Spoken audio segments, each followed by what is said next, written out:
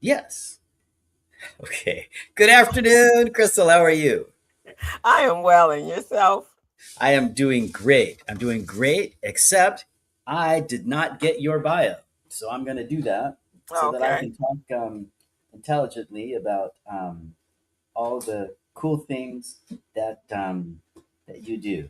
Oh All boy. righty. There we go, right here. Okay. Okay. So, as of always, I'm super excited about this particular show. We're going to talk about auto enrollment. And I know um, one of your big things that you're concerned about, one of your chief concerns is helping actual people retire. And I think this is going to be um, pretty interesting for those folks to hear as well, because we're going to talk about auto enrollment. We're going to talk about auto enrollment from the point of view of a plan sponsor, the person that owns the company usually, or the HR person. Mm-hmm. And it has a direct uh, in relationship slash involvement for um, people that are employees. So I'm pretty excited to get into it. So here's what I'll do. I'll read your bio, and then we'll talk about it. So the name of the program is um, Enrollment Isn't Enough. Auto enrollment isn't enough. So Okay. let's jump right in. So here we go. Hello, everyone. Crystal Mitchell is a business coach and consultant. She's the CEO of Mitchell Business Solutions, co director of Recycling Black Dollars, co host of The Business Zone with Crystal and Gilbert. That's another weekly online radio show. She's an instructor at Mount San Antonio Community College and a certified network for teaching entrepreneurship instructor. And last but not least, a QuickBooks Pro Advisor financial strategist. Hey, Crystal, how you doing? Hel- Hello. Hello to everyone and everyone listening to us. Welcome. Welcome. Happy belated holiday. Easter holiday was yesterday. And so I hope you all had a wonderful time with your families. And so now we're here today to get it back, Yeah, to be back on the grind. back on the grind. Okay, so let's jump right in. So typically, if you're the employer of a plan, someone's going to come to you. It could be an HR person, could be someone like myself, a retirement plan advisor, or a third party administrator. But someone's going to come to you and say, "Hey, in order to make this plan really good, and you know you want to have a good plan, the way you want to make this really good is to have auto enrollment." And I wholeheartedly agree. Auto enrollment is great. And the way that we justify auto enrollment is the participation goes straight up, right? So auto enrollment is simply when you come into the plan, you as an employee become a participant after a certain number of months or what have you. You do have an option to get out of the plan, and they've made it so that you can do that over a couple of months time period, so you don't have to do it immediately. But and no harm, no foul, right? So the money that you put in, you can take that out. You don't have to pay taxes on it. So auto enrollment is a great thing. It helps people get started, and that's the problem, because what we find out is that it actually drives behavior. And the behavior that it drives is that I'm in the plan, and from the mindset of participants, everything is okay, right? But what we know is that participant or participation is not readiness. Right? So just because you're in the plan doesn't mean that you're going to be taken care of, right? It's not like it used to be where you got a pension or something like that. And just as an aside, people always come up to me when I tell them what I do, and they say, "Oh, um, I have a pension, so I'm going to be taken care of." I would say that's maybe 20% of the people that come up to me. They say, "I have a pension, I'm going to be taken care of." And then people who have 401ks, they come up to me and they say, "I don't have a pension, I have a 401k, and I wish I had a pension." And I'm thinking back in the times of my youth, and I'm thinking about how common pensions were. We heard about them. You work for a good company, you get the pension, but let's get real.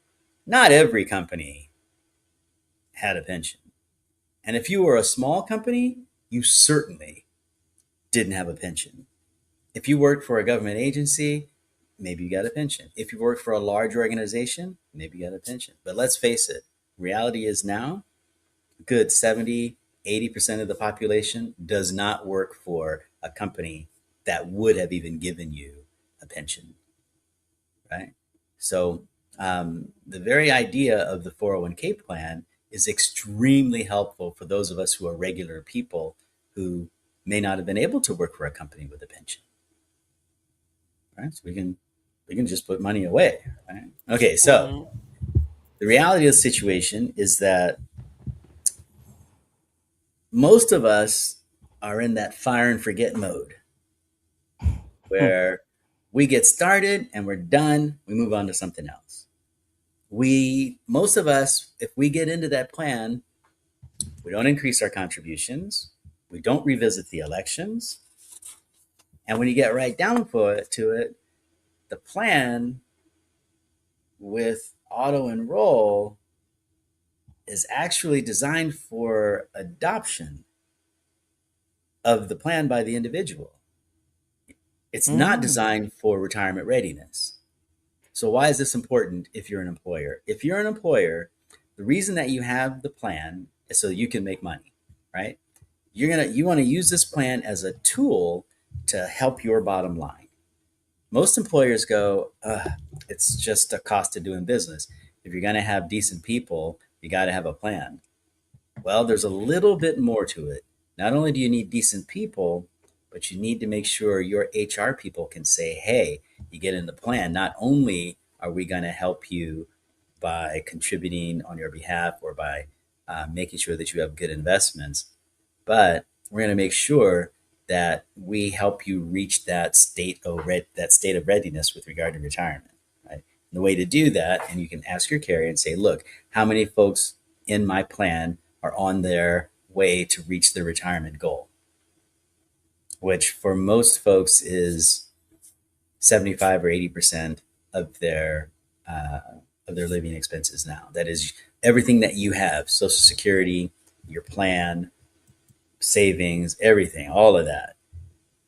When you get to retirement years, that bundle should create 75, 80% of your retirement plan. That's what we used to do. That's what we used to say. Now we say that bundle needs to generate 100 and 110% of your retirement, of your pre retirement needs. Does that make sense? Mm-hmm. Yeah, 110%. Because what we found is old people like to do stuff. They like to go traveling. They like to visit the grandkids. They like to take up hobbies. They're not sitting at home wasting away anymore. And they're living until 90. So they like to do stuff outside the house, inside the house until then, which At means, least the new ones do. The old ones used to sit in the chair and just wait until father right? time came, but the new Exactly. ones not doing They're that. not doing that. They're moving. So Right. they need a little bit of money to help do that. That's Right. that's cool. All right, um, so there it is. Uh, the uh, auto enroll is designed for adoption, not the success of the people. So how do we do it? What if you're an employer? What do you do? How do you make it so that your plan is something that you can use as a tool to increase your bottom line, right? To help your company grow, to make sure you get the right people. Well, Right. I'd say the first thing is let's take a look at that match you're getting. If you do the traditional safe harbor match, you're putting in, or your employees are putting in 5%, you're putting in 4%. That's nine. So you're getting your employees close to that 10 to 15% that they need in order to reach their retirement goals. That's great. It's great. But what if we target savings at that 10 to 15%? What if you could structure your match, structure your contributions that you're going to make, structure your retirement plan program so people actually did put in 15% of their income? Let's Mm-hmm. think about that, right? How do you encourage higher participation behavior? How do you make sure that people are actually feeling good about getting in the plan? And then, lastly, I would say, let's take a look at that QDIA. If you're QDIA, your qualified default investment alternative, that is that thing that you set so that if someone doesn't make a decision, that's the fund that they go into. Does that make sense? Yeah. Yeah. Um, Yes. yep. Good. Let's structure that so that it's actually helpful for people, right? Let's make sure that we use a target date fund, for example. It's one of the common things that I do. A target date fund. It's age appropriate, so that at least if someone's going to put money in the plan, it's age appropriate. Or whatever tool that you have, whatever tool that your financial advisor has, so that the QDIA, that default, isn't the same for everybody, because not everybody is the same. Right?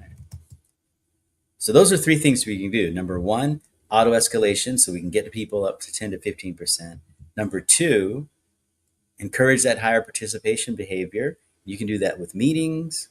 You can do that. You can have your HR folks do things, but let's encourage people to get into the plan. And then lastly, if they get in there, let's make sure that even from the default perspective, your plan is designed for them to actually reach that retirement goal. So why would an employer want to do that? And I have to go back to my fallback position, my original position, and that is a benefit is an employee benefit is not just something that is, or it doesn't have to be something that is a given, right? Because it's not a given. No, it's not. The the retirement plan, the 401k plan, 403b plan, that's a benefit that is given by the employer. So they make the decision to do that. It's not a given if you're an employee. And they make that decision because they want to grow their company, not because it's a lost leader or because it's something you gotta have. You don't have to have it. So if you're going to use that as an employer, as something that's going to grow your company, let's make sure that it actually does that. It attracts people, it holds on to people, and that means it gets them ready for retirement. And your ability to help them go through that is going to increase your ability to improve your bottom line and use this as a tool.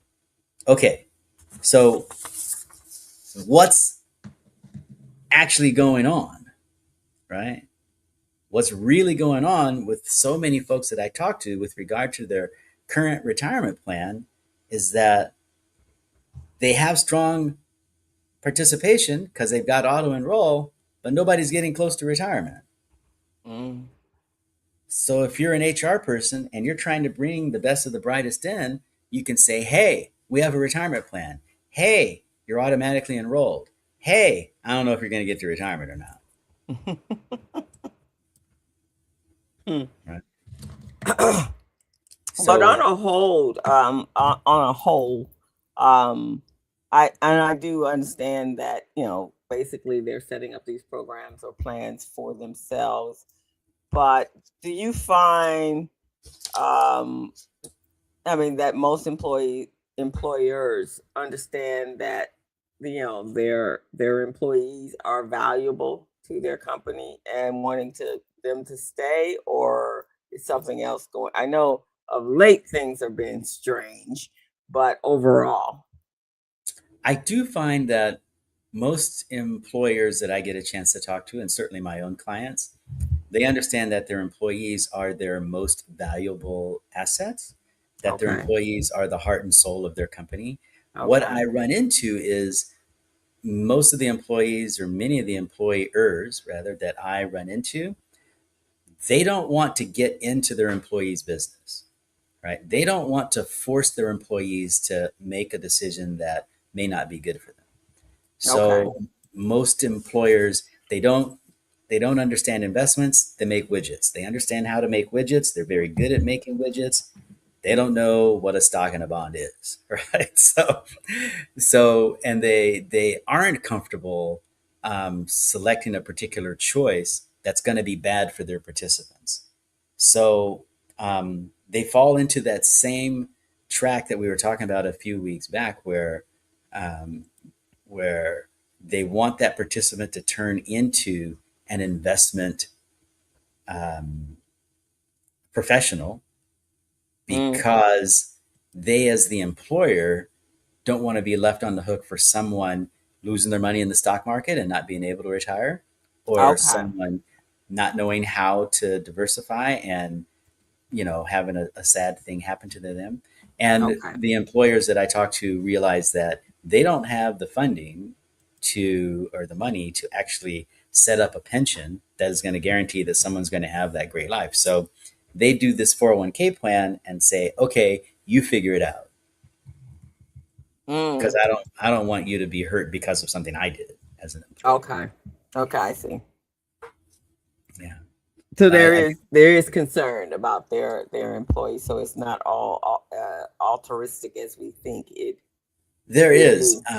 There really is. And that's why we're having these discussions about these particular topics, because if you're a third party administrator, or you're someone like myself and you're evaluating the plan, I have no problem walking up to an employer and saying, okay, you have some pretty solid investments there, but you don't have anybody in your plan. And the employer says, yeah, well, I wanted to have investments that were going to be good for my participants. So I wanted to have people to participate in the market, but I can't force them to put their money there. They got to do that themselves. And what we know about participants is they're saying, I don't know what that is. It's not simple. I got a whole bunch of stuff to think about. I'm not going to get in. And then on the other hand, the participant will say, I don't have a pension. I don't know if I'm going to be ready for retirement. So there's a disconnect there. Mm. So those of us that are in the business as advisors, third party administrators, folks that are record keepers, we're all letting employers know, hey, your participants want direction. They want you to step up and sort of take care of them. That's one. Number Okay. two, there is that concern that, hey, you know, uh, I didn't choose this investment. So, when things go badly, who are we going to blame? We're always looking for someone to blame rather than how we can help that situation. Mm. So there are rules in place. One of the big changes in rules is Secure Act 2.0 that gave some more latitude to employers so they can say, look, uh, you know, if you are this category of employee, so for example, the new rule about if you're a if you're an employee that's over 50, making over 150K, and you're going to contribute to the catch-up contribution in your 401k, it has to be Mm-hmm. Roth contributions. So there's some rules about those things that employers need to make sure of. But they also inside the ERISA rules are protections for employers. One of those big protections, one we mentioned here, QDIA, the Qualified Default Investment Alternative. So if the employee doesn't make a decision, the employer can say, all right, if you're not going to make a decision, at least you're going to go into this fund that I think is going to be good for you. And then the next step Okay. of that was the target date fund, which actually has professional managers that manage your portfolio based on your age and when you're going to turn 65. So the employer, and I use this trick a lot, I say, look, let's make the QDIA one of those target date funds, so that at least we know they're age appropriate. But I also Mm. say you have to educate your employees, because the QDIA, that's base level. That's not necessarily where your employee ought to be. And the only person that can make that decision is the employee.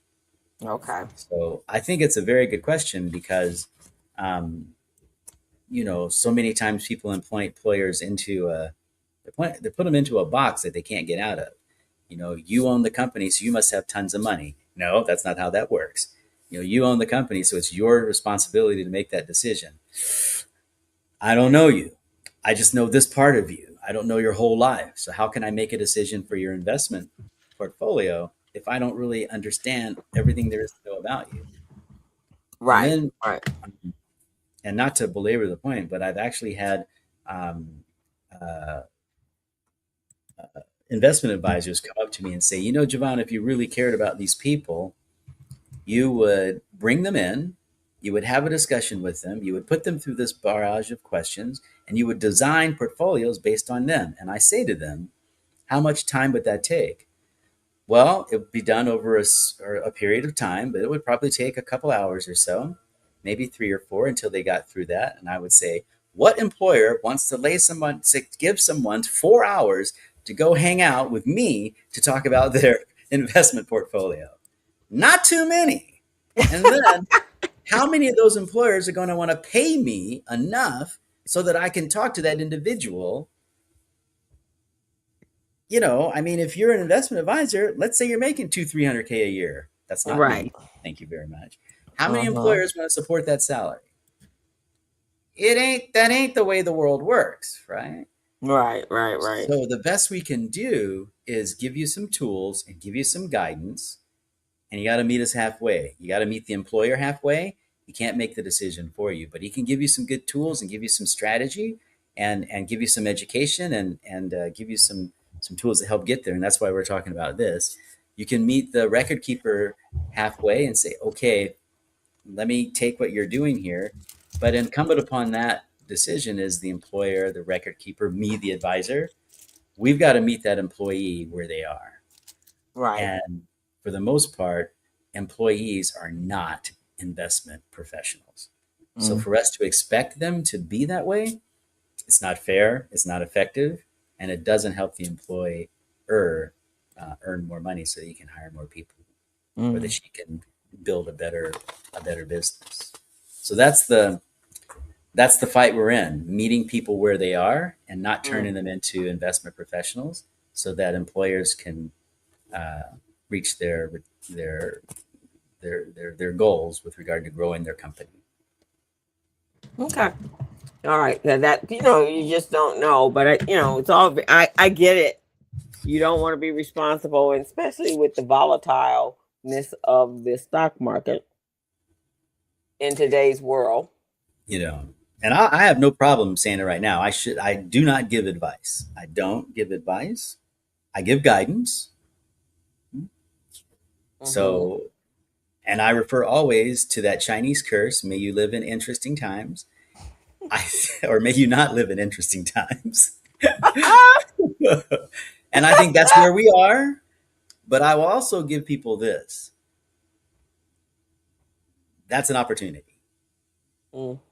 And for most of us as Americans, we need this opportunity. Mm-hmm.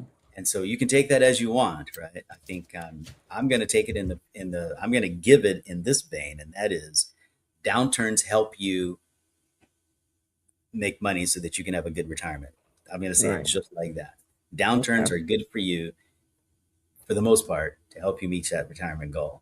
Now, Mm-hmm. if you don't have enough money or enough time, I'm sorry, if you don't have enough time to recover from that downturn, that's a very different discussion. Yeah. Exactly. Very different. Mm-hmm. Okay. Thank you for letting Okay. me rattle on about my purpose in life. How about if I do Always. this? What's the other? Yeah. I'm going to read your bio because we need to know who you are. And Okay. and then I'll let you get the last word and we'll call it good. Does that work? Sounds good to me. Okay, here we go. Well, folks, you have been listening to another uh, episode of On the Patio. I'm Jevon Thomas, Retirement Plan Advisors, Jevon Thomas Retirement Plan Consultants. And I'm just going to put our little banner down here because I forgot to do that. So there it is. Um, Please introduce yourself to my friend and colleague, Crystal Mitchell. She is a business coach and consultant. She happens to be also the CFO of Mitchell Business Solutions. She's the co-director of Recycling Black Dollars, co-host of the Business Zone. That's another weekly online radio show. She's an instructor at Mount San Antonio Community College, Mm-hmm. a certified network for teaching entrepreneurship instructor, and a QuickBooks Pro Advisor financial strategist.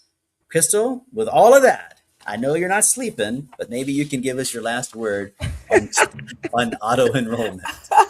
Yeah, no, I'm not sleeping. Yeah, I'm No, not you're not sleeping, but I I did know you're rest. sleepy. You're just not sleeping. Right, right. I did rest yesterday because I was exhausted. But I want to thank everyone. Again, you know, when we're young, we don't think about retirement, but and it doesn't really become a conscious thought process, and probably until we get our to 50. But 50 is too late. So we really in the world we live in today, we have to always think about what the future is going to bring. So I encourage young people to make that one of their priorities as well, is to really understand where what you need and what you may need by the time you get to the age of your parents. And I think the best the best lesson is if you're at this age right now, and that's between the ages of 40 and probably 60, 55, and you're taking care of your elderly parents right now, uh, take notes, and then go right back to your employer and go, "Oh wow, my mother didn't have enough for medication. Yeah, we got to spend this outrageous amount of money for surgeries. And if your mom's healthy." And you're always having to pay into her coffers because she doesn't have enough between her pension